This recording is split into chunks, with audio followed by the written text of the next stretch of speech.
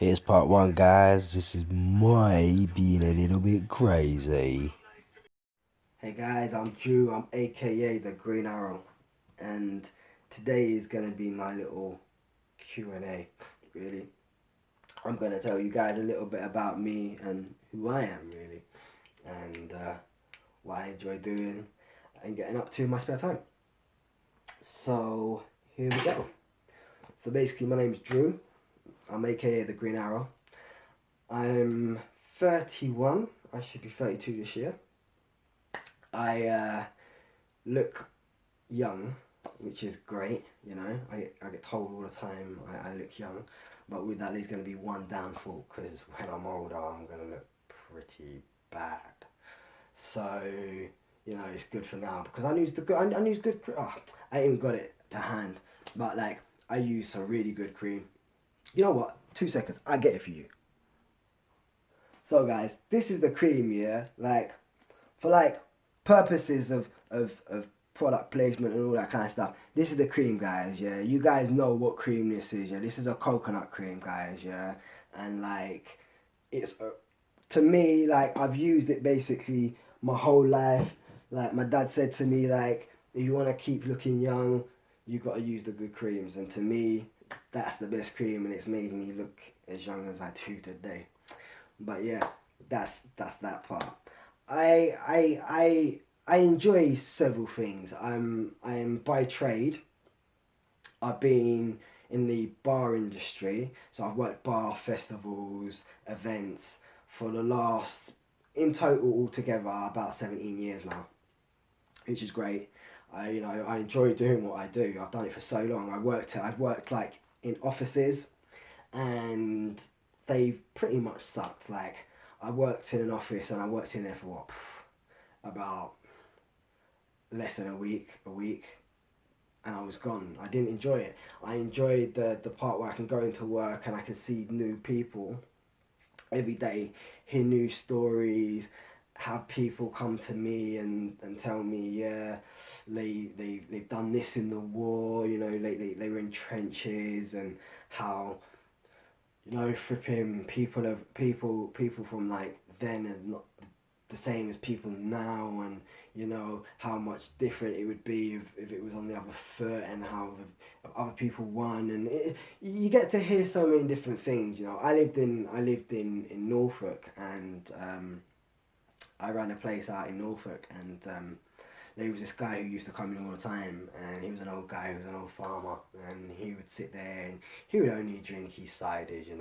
That's the only thing he would be drinking. He'd be drinking his cider and he'd sit there, and he'd be telling me about how it's really hard work to plough his fields, but if he didn't plough his fields, then there'd be no crops for nobody to be eating and all this kind of stuff.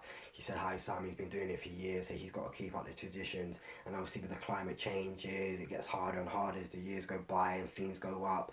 And it's nice to hear stories from people, like especially from older people, because you get educated in other people's stories, and you always remember what someone tells you because it's always locked in the back of your mind. So when you're there and you're dealing with a certain situation, like a quiz, or someone asks you a question, you can remember what that person said, and you can be like, oh yeah, actually I know the answer to this. It's X, Y, and Z, and you get the benefit of that person's experience, and you can kind of like take it down with you.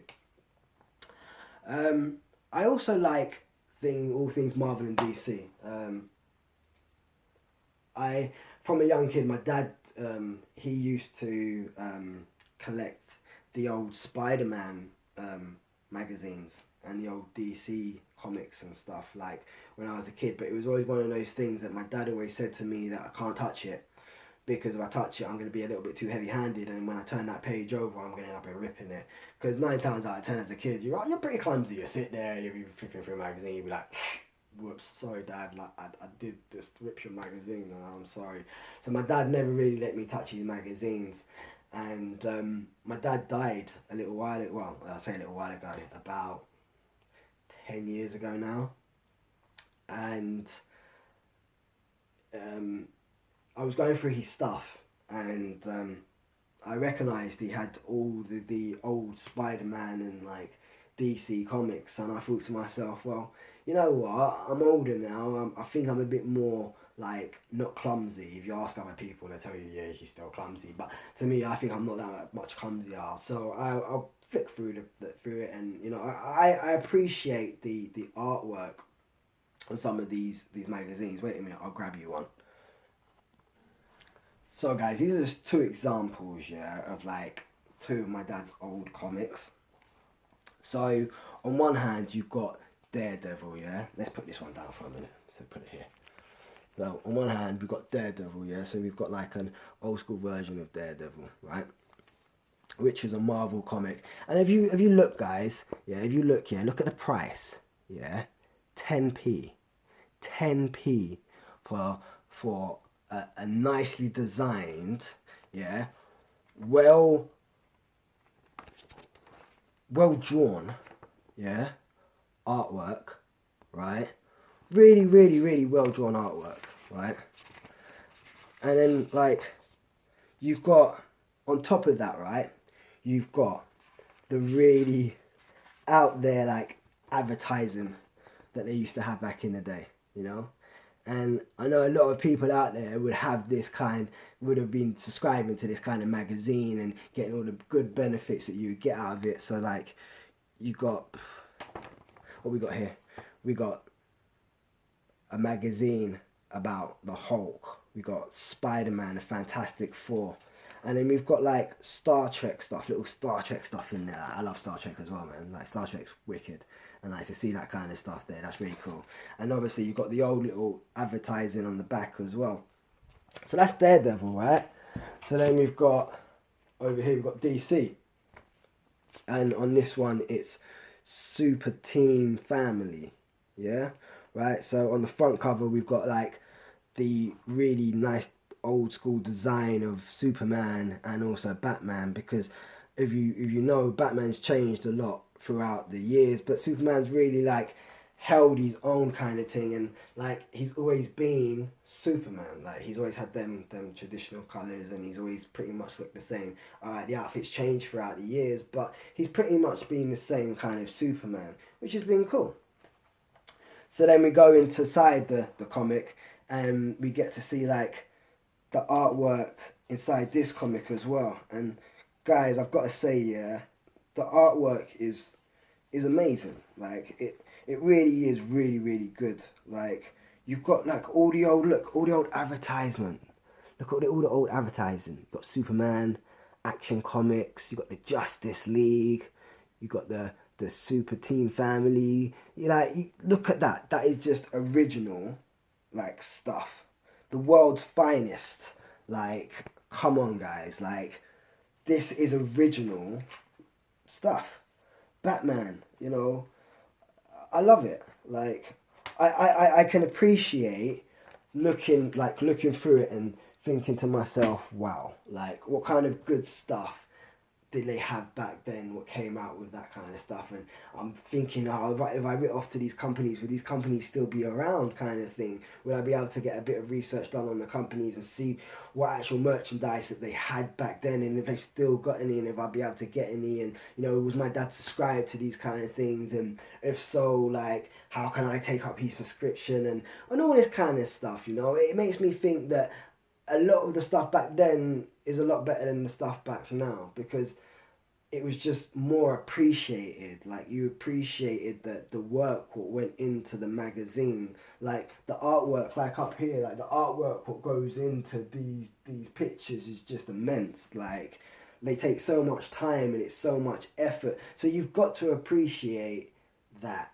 And I like it when people come up and they ask me certain questions. Like I got quizzed by a 6-year-old, and he was asking me about he was asking me about Spider Woman, and he asked me, he's like, how come Spider Man didn't know about Spider Woman? And if he knew about them, why didn't they tell anybody else?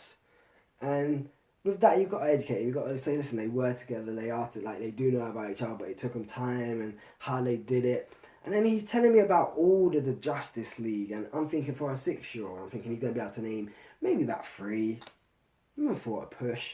He literally named all of the Justice League, and I was like, what? Like, you want to check out that video, that's also there as well. And I was just like so baffled by it all. Like he was just like quizzing me, and I was just like, that's great.